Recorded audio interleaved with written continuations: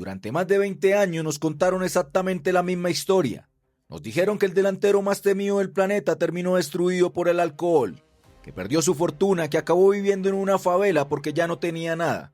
Las fotografías parecían confirmarlo. Allí estaba, descalzo, con una cerveza en la mano, sentado sobre una vieja silla de plástico en los callejones de Vila Cruzeiro, rodeado de los amigos con los que creció. Para el mundo, aquella imagen era la prueba definitiva de la caída del gigante. Pero había un problema.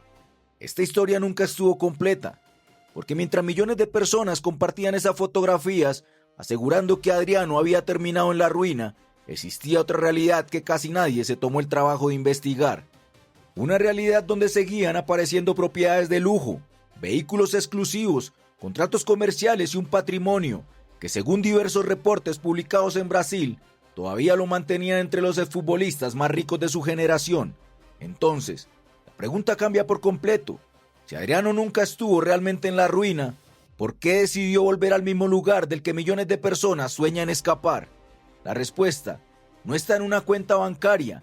Está escondida en una llamada telefónica que cambió para siempre la vida del hombre, que pudo haber sido el mejor delantero del planeta. Quédate hasta el final, porque esta no es la historia que siempre te contaron, es la historia que casi nadie quiso entender. Durante años la prensa internacional construyó un personaje, el emperador caído, el futbolista que cambió los estadios más importantes del mundo por las calles de una favela. Las imágenes se repetían una y otra vez. Adriano caminando sin camisa, Adriano bailando con sus amigos, Adriano bebiendo cerveza, Adriano sonriendo entre los callejones de concreto, donde la mayoría de los millonarios jamás se atreverían a poner un pie. Era la historia perfecta para vender titulares, el héroe que lo perdió todo, el genio que desperdició una fortuna, el heredero de Ronaldo Nazário convertido en un recuerdo triste del fútbol brasileño. Pero existe una diferencia enorme entre una fotografía y la verdad, porque una fotografía puede mostrarte dónde está una persona. Lo que nunca te dice es por qué decidió estar allí, y esa diferencia es exactamente lo que convierte la historia de Adriano en una de las más incomprendidas que ha dejado el fútbol. Mucho antes de que existieran las fotografías en Vila Cruzeiro, existió un niño llamado Didico, un niño que creció entre las calles de Río de Janeiro soñando exactamente lo mismo que soñaban miles de niños brasileños, sacar su familia de la pobreza por medio del fútbol. Pero había algo distinto en él. No era únicamente fuerte, era aterrador. Muy pronto Flamengo entendió que tenía entre sus manos a un futbolista diferente. Europa tampoco tardó en descubrirlo. Después de deslumbrar en Brasil, Adriano dio un salto al fútbol italiano, donde primero brilló con el Parma y poco después regresó al Inter de Milán, convertido en uno de los delanteros más temidos del planeta. Su potencial era descomunal, su zurda parecía capaz de decidir partidos por sí sola. Los goles comenzaron a llegar uno tras otro, los títulos aparecieron, las grandes marcas competían por vestirlo.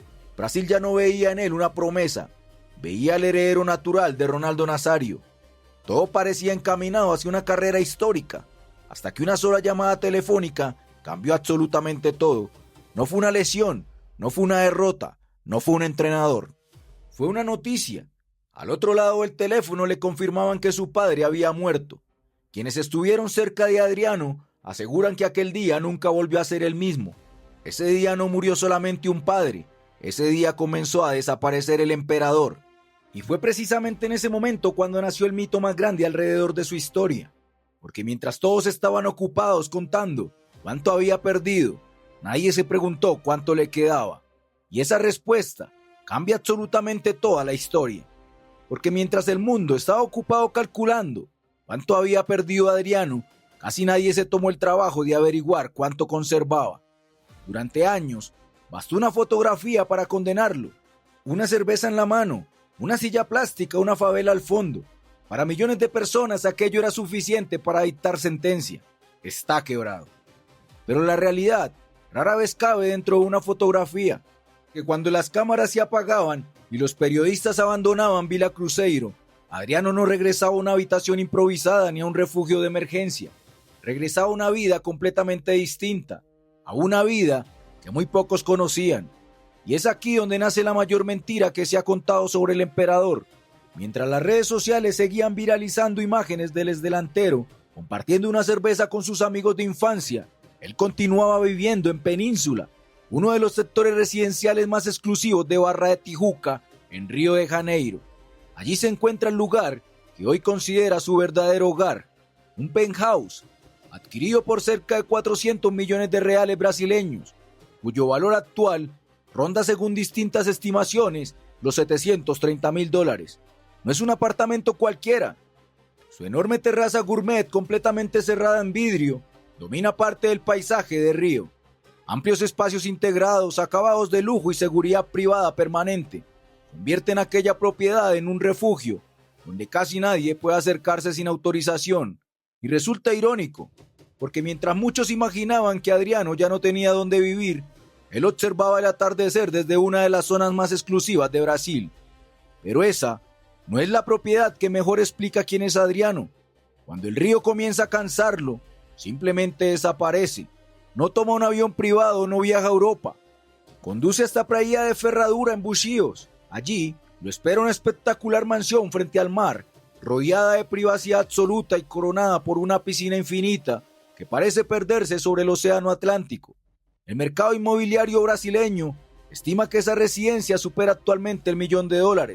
Y entonces surge otra pregunta: si realmente estaba arruinado, ¿cómo podía mantener dos propiedades de semejante valor? Pero las sorpresas apenas comienzan, porque si alguien todavía tiene dudas de que la historia estaba incompleta, bastaba con abrir la puerta del garaje. Allí desaparece por completo la imagen del hombre arruinado, que durante años recorrió las redes sociales. Su vehículo de uso diario es una Range Rover Sport cuyo valor ronda los $150.000. Muy cerca descansa una Mercedes-Benz clase G, blindada y valorada en aproximadamente $180.000. Y como si fuera poco, varios deportivos de BMW completan una colección cercana a los $400.000. No parece precisamente el garaje de un hombre que lo perdió todo. Quien observe con atención descubrirá que Adriano rara vez aparece sin una enorme cadena de oro. No representa un campeonato, no celebra un título, representa la iglesia de la Peña, uno de los lugares más importantes de su vida. La pieza, cubierta en diamantes y rubíes, está valorada en unos $22.000. Junto a ella suele llevar otra cadena mucho más sencilla, solo tiene una palabra: Didico, el nombre con el que todavía lo llaman sus amigos de infancia, y quizá esa pequeña joya explique mucho mejor quién es Adriano que cualquiera de los millones que ganó jugando al fútbol. En su muñeca también suele aparecer un Rolex de oro amarillo, valorado en unos $60.000, una cifra superior al precio de muchas viviendas en América Latina.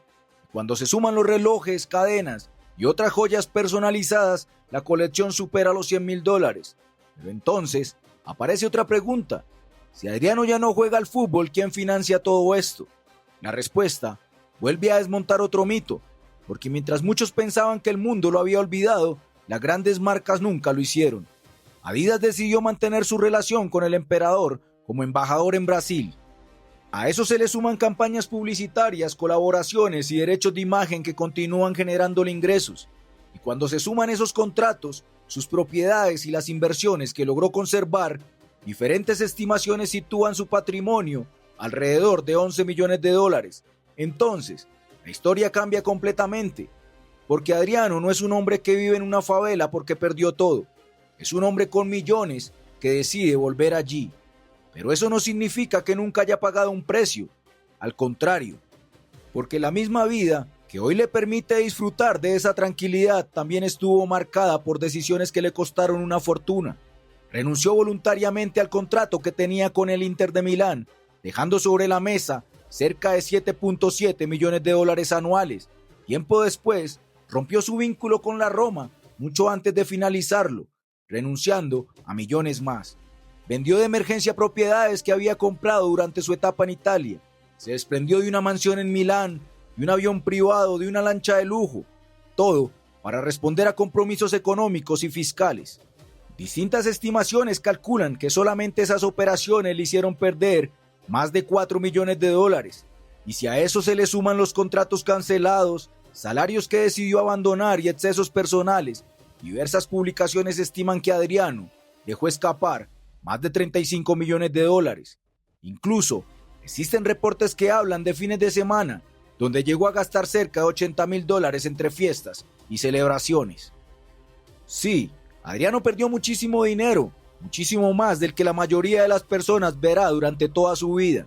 Pero incluso, después de todo esto, no terminó en la ruina, y quizás ese sea el dato que más incomoda al relato que durante años repitió la prensa, porque el verdadero final de esta historia nunca fue económico, fue emocional. Europa creyó que Adriano regresó a la favela porque ya no tenía otra alternativa. La realidad parece ser exactamente la contraria. Podía quedarse en su penthouse de lujo, podía descansar frente al mar en Bushíos, podía conducir camionetas que cuestan más que muchas viviendas, podía vivir lejos de todo eso y aún así seguía regresando a Vila Cruzeiro, porque allí nadie esperaba que fuera un emperador, nadie le pedía marcar 30 goles por temporada, nadie lo juzgaba por una derrota. Allí seguía siendo simplemente Didico, el niño que soñó con sacar a su familia adelante. Quizás Adriano perdió decenas de millones de dólares, quizás renunció a una carrera que pudo convertirlo en uno de los mejores delanteros de todos los tiempos. Pero cuando uno observa su historia completa, entiende que nunca cambió el fútbol por la pobreza. Lo cambió por algo que consideró mucho más valioso, la posibilidad de volver a ser el mismo. Esto fue Crónicas, historias detrás del fútbol. Si te gustan este tipo de historias, suscríbete al canal. Hasta la próxima.